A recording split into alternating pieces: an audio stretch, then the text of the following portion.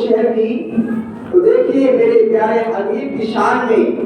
یعنی اللہ تعالیٰ میرے پیارے نبی کے شہر کی قسم کھا رہا ہے، بے شک قسم اٹھا رہا ہے، مجھے تیرے شہر کی قسم ہے۔ اتنے نبی آئے ہیں حضرت آدم سے لے کر حضرت عیسیٰ علیہ السلام تک، اتنے نبی آئے ہیں، بتاؤ کس کے شہر کی اللہ نے قسم اٹھائی ہو، کس کے شہر کی قسم کھائی ہے؟ اللہ خود فرماتا ہے لا اقسم بہذا البلد، مجھے تیرے شہر کی قسم ہے، اے محبوب میں تیرے شہر کی قسم کھاتا ہوں۔ اللہ فرماتا ہے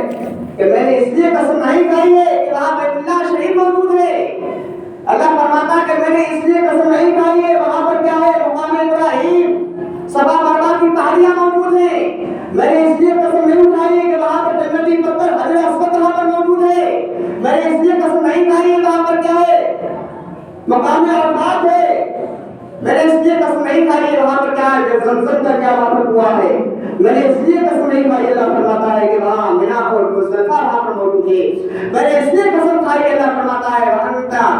وانت حل بهذا البلد، میں نے اس لیے قسم کھائی ہے اے میرے محبوب تو وہاں کیا ہے جلوہ گر ہو، اس لیے میں تمہارے شہر کی قسم کھائی، اس لیے میرے شہر کی قسم کھائی، اس لیے قسم کھائی کہ وہاں کیا ہے بیت اللہ شریف موجود ہے، یا جنتی پتھر وہاں پر موجود ہے، یا صفا مروا کی پہاڑیاں وہاں پر موجود ہے، یا مینا مزدلفہ وہاں پر موجود ہے، تو اس لیے میں نے قسم نہیں کھائی ہے، میں نے اس لیے قسم کھائی ہے وانت حل بهذا البلد، اے میرے محبوب تم اس شہر میں کیا ہے جلوہ فرما ہو، اس لیے میں نے تمہارے شہر کی قسم اٹھائی ہے، اس لیے میں نے تمہارے شہر کی قسم اٹھائی ہے۔ اعلیٰ فرماتے ہیں وہ خدا نے مرتبہ ہے تجھ کو دیا، نہ کسی کو ملے نہ کسی کو ملا، بے شک اعلیٰ فرماتے ہیں اعلیٰ حضرت کو لوگ ایسے نہیں مانتے کہ اعلیٰ حضرت نے نبی کے ہر سیرت پر ہر چیز پر کیا ہے نبی کی محبت میں کیا ایسے ایسے کلام پیش کیے ہیں، لوگ ان کی تشریح کرنے سے بھی قاصر نہیں آتے ہیں، بے شک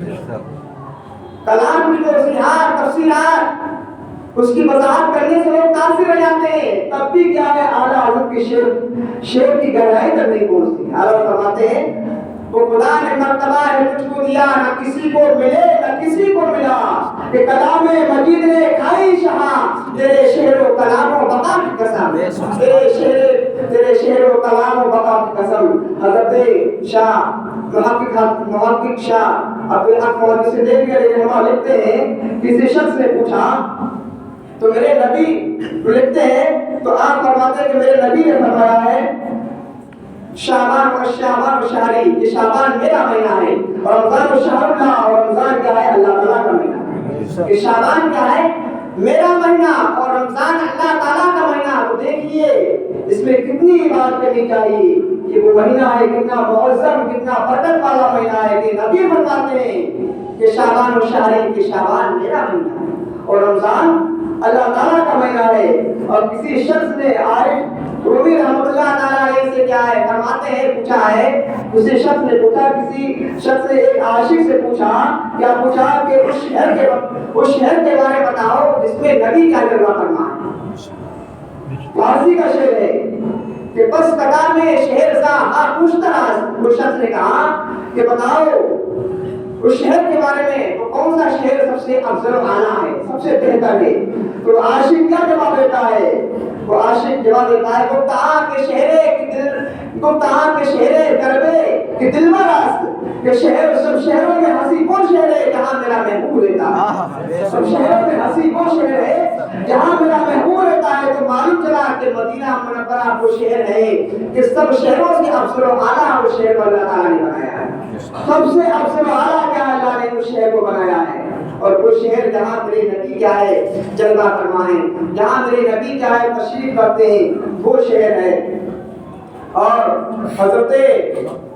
سمانہ بن اسال یہ صحابی رسول ہیں، ابھی ایمان نہیں لائے، یہ ہجری کا واقعہ ہے کہ نبی کریم صلی اللہ علیہ وسلم نے ایک جماعت کو محمد بن مسلم رضی اللہ تعالیٰ عنہ کو رجب کی طرف کیا ہے روانہ کیا۔ جب آپ اس علاقے میں پہنچے تو قبیلہ بنی حنیفہ کا ایک شخص جو امامہ والوں کا سردار تھا، تو امامہ والوں کا سردار تھا،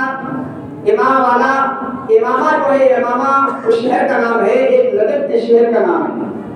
ایک نجد کے شہر کا نام کا یہ امامہ ہے۔ تو دیکھیے نبی کریم صلی اللہ علیہ وسلم حضرت یہ صحابی رسول ہے، حضرت سماع بن سعد یہ صحابی رسول ہے، مگر ابھی ایمان نہیں لائے۔ تو دیکھیے آپ کے صحابہ کرام میرے نبی کے آپ ان کو پکڑ کر لاتے ہیں مدینہ شریف اور مسجد نبوی کے ستون سے کیا ان کو باندھ کر ڈال دیتے ہیں۔ مسجد نبی کے ستون سے کیا ہے باندھ دیا، باندھنے کے بعد دیکھیے میرے نبی کیا آتے ہیں، بیٹھتے ہیں، اٹھتے ہیں، کھاتے ہیں، پیتے ہیں، آرام کرتے ہیں، ان کے جلووں کو دیکھ رہا ہے۔ سماع بن سعد ان کے جلووں کو دیکھ رہا۔ اب وہ کون شخص تھا؟ جب میرے نبی صلی اللہ علیہ وسلم چلے گئے، جب آپ مدینہ شریف میں کیا ہے باندھ دیا، باندھ کے چلے گئے، چلے جانے کے بعد جب دوسرے دن آئے تو میرے نبی نے سمامہ سے پوچھا، اے سمامہ یہ بتا، سمامہ بن سعد یہ بتا تیرا حال کیا ہے؟ کہا حضور میں خیریت سے ہوں، مجھے کوئی تکلیف نہیں ہے۔ کہا بتا تیرے ساتھ کیا سلوک کیا جائے؟ اس نے کہا مرضی حضور آپ کی ہے، جو آپ میرے ساتھ میں سلوک کریں وہ تو آپ کی مرضی ہے، چاہے میرے ساتھ کوئی سلوک کریں، چاہے مجھے قتل کر دیں، چاہے مجھے مار دیں، وہ تو آپ کی مرضی ہے۔ اس سے کتنا سننا تھا، کہا اگر حضور آپ مجھے چھوڑ دیں گے تو آپ کا میں احسان مند رہوں گا، پوری زندگی میں آپ کا احسان مند رہوں گا۔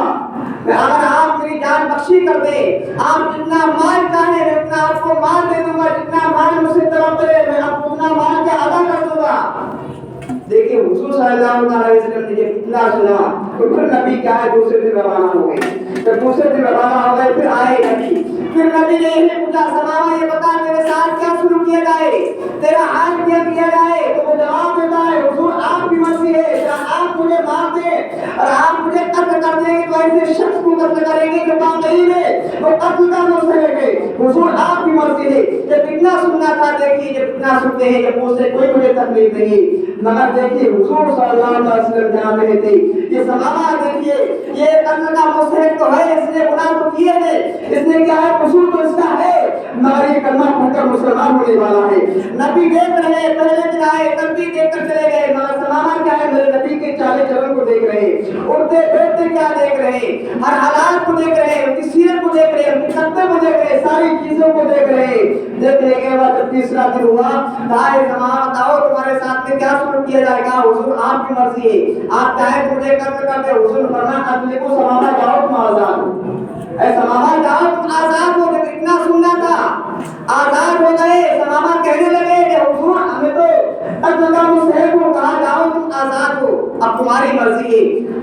صحابی رسول ہے دیکھیے ابھی کلمہ نہیں پڑھا ہے، اب جاتے ہیں مسجد نبی کے باہر گئے، باغیچہ ہے وہاں جاتے ہیں، آپ نے غسل کیا، نبی کی بارگاہ میں آ گئے، حاضر ہو گئے، عرض کرنے لگے یا رسول اللہ آپ مجھے کلمہ پڑھا کر مسلمان کر لیجیے، بہت دیر ہو گئی یا رسول اللہ،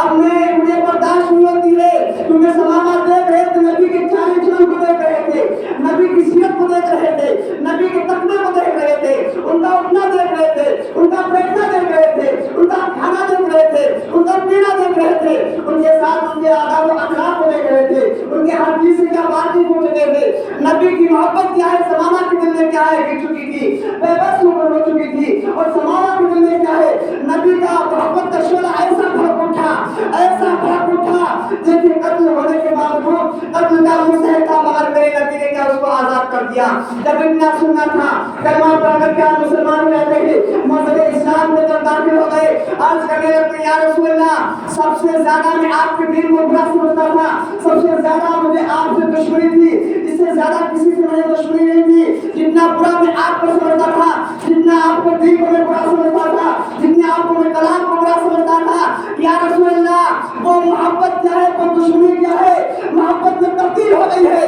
یا رسول اللہ اب تک میں آپ کا دشمن تھا اب میں دشمن نہیں لے گیا ہوں۔ یہ حضور صلی اللہ علیہ وسلم ارشاد فرماتے ہیں اے سمامہ پریشان ہونے کی ضرورت نہیں ہے، گھبرانے کی ضرورت نہیں ہے، اس سے پہلے تم مسلمان تھے مگر جب سے تم نے کلمہ تیرا پڑھ لیا ہے، جب سے مذہب اسلام کے اندر داخل ہو گئے ہو، جب سے دین کے اندر داخل ہو گئے ہو، ساری برائیاں ختم ہو گئی ہے، ساری دشمنیاں ختم ہو گئی ہے، ساری خرافاتیں ختم ہو گئی ہے، اور جو قسم خدا کی کلمہ پڑھتے مسلمان ہو جاتا ہے، چاہے اس نے کتنے ہی گناہ کیے ہو، چاہے اس نے کتنے ہی کفر کیے ہوئے، جب وہ کلمہ پڑھ کر مسلمان ہو گیا ہے، مذہب اسلام کے اندر داخل ہو گیا ہے، اب تک کیا تو गुनहगार था, मगर आज से कोई गुनहगार नहीं रह गया है, आज से तो गुनहगार नहीं रह गया है, बल्कि तो साहब रसूल बनकर हो गया, बल्कि तो साहब रसूल बन रहा है, आज से तो गुनहगार नहीं रह गया है। हुजूर फरमाते हैं वो समामा जो कत्ल के मुस्तहक थे, न जाने